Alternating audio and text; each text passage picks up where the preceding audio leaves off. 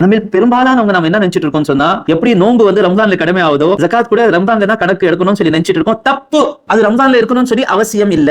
உதாரணத்துக்கு முஹர்ரமுடைய 15ஆம் தேதி ஒருவர் 87 கிராம் தங்கம், எந்த அளவுக்கு தங்கம் இருந்தா ஜகாத் கடமை ஆகுது? 87 கிராம் தங்கம். அதாவது ஸல்லல்லாஹு அலைஹி வஸல்லம் சொன்னார்கள் 20 தீனார்கள், தீனார் சொன்னா தங்க காசு, 20 தீனார்கள். இப்போ நாம அது எடை வச்சு பார்த்தா அது வந்து 87 கிராம் தங்கம். அல்லது 200 திர்ஹம், திர்ஹம் சொன்னா வெள்ளி காசு. அந்த காலத்துல 200 திர்ஹம் உடைய வெயிட் என்ன? 612 கிராம் வெள்ளி.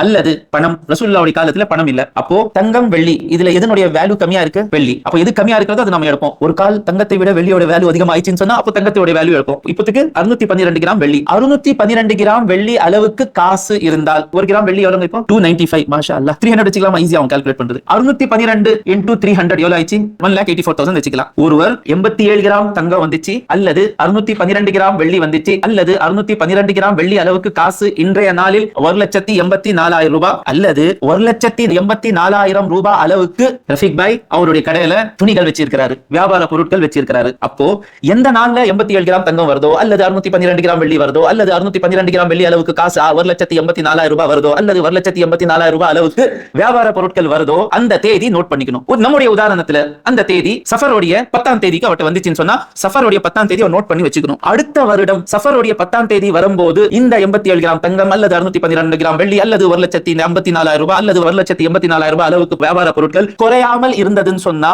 அந்த தேதி தான் அவருடைய ஜகாத் கணக்கு எடுக்கும் தேதி. அந்த தேதியில தான் ஜகாத் எடுக்கணும். ஏன் நான் அந்த தேதின்னு சொல்றேன்னு சொன்னா, முதல் வருடத்துல தான் நாம வந்து ஒரு வருஷம் முடிஞ்சிச்சான்னு சொல்லி பார்க்கணும். அடுத்த வருஷத்திலிருந்து அந்த தேதிக்கு 3 நாள் 2 நாள் 1 நாளுக்கு முன்னால கூட காசு வந்துச்சுன்னு சொன்னா அந்த காசின் மீது கூட ஜகாத் கொடுத்துதான் ஆகணும்.